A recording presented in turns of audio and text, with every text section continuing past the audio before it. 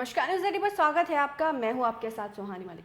विपक्षी दलों के गठबंधन इंडिया की तीसरी बैठक आज से मुंबई में शुरू हो रही है। बैठक 2 दिन तक चलेगी।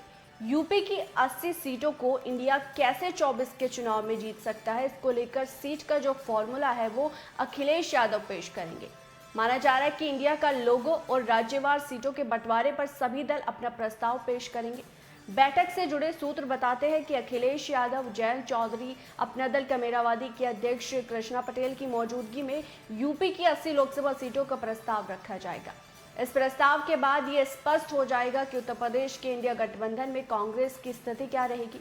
अखिलेश यादव अपने सहयोगी दलों को लेकर कितनी सीटें देने का मन बना चुके हैं, क्योंकि सबको मालूम है कि दिल्ली में सत्ता जो है कुर्सी किसी गठबंधन को यूपी से ही मिलती है, लेकिन विपक्ष के इंडिया में यूपी कहाँ है, ये सबसे बड़ा सवाल है।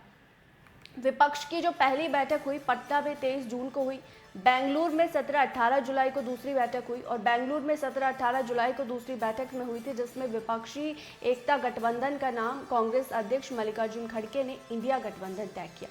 इंडिया बैठक में इन सभी सवालों के बीच सबसे जरूरी सवाल ये है कि विपक्षी गठबंधन में चुनाव के लिए सीटों के बंटवारे का फॉर्मूला क्या होगा।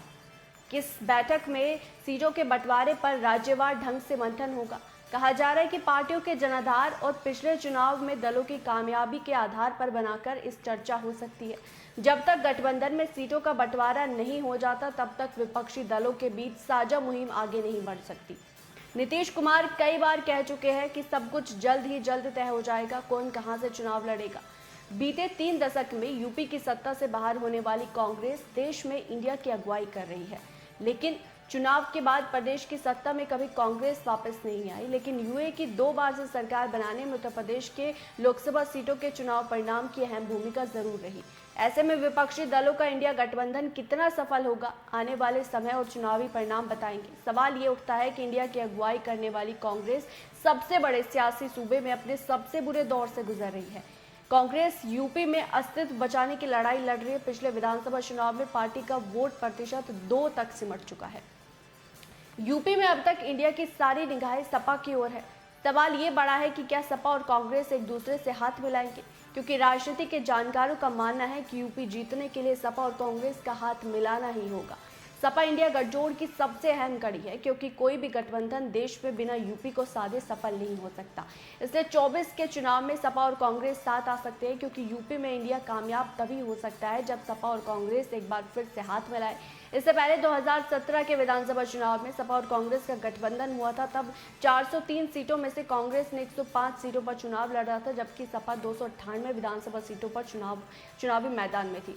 2017 चुनाव में सपा और कांग्रेस गठबंधन को सिर्फ 54 सीटों पर ही संतोष करना पड़ा था। कांग्रेस को 7 सीटें मिली थी, जबकि सपा को 47 सीटों पर कामयाबी मिली थी। राजनीति के जानकार मानते हैं कि देश भर में दलितों की राजनीति और उत्तर प्रदेश की सत्ता से 4 बार कब्जा जमाने वाली बसपा के बिना इंडिया गठबंधन मजबूत होगा, ये राजनीतिक पहेली बन गया है। बसपा प्रमुख ने विपक्षी दलों के बैठक से पहले एक बार खुल के फिर से ऐलान कर दिया कि वो यूपी सहित देश के 4 राज्यों में होने वाले विधानसभा चुनाव अकेले ही लड़ेगी। अब ये तीसरी बैठक है जो मुंबई में आज से शुरू हो रही है। उसको लेकर इंडिया के जो मुख्य एजेंडे हैं वो क्या क्या है वो आपको बताते हैं। 24 के लोकसभा चुनाव को देखते हुए संयुक्त विरोधी प्रदर्शन और रैली को लेकर एक पैनल की घोषणा हो सकती है। विपक्षी दलों के बीच बेहतर तालमेल बनाए रखने के लिए एक संयुक्त सचिवालय का भी जल्द घोषणा की जा सकती है। बैठक में सभी पार्टियों के आपसी मतभेद को दूर किया जाए, खासकर उन राज्यों में जहां वो सीधे चुनावी लड़ाई में है।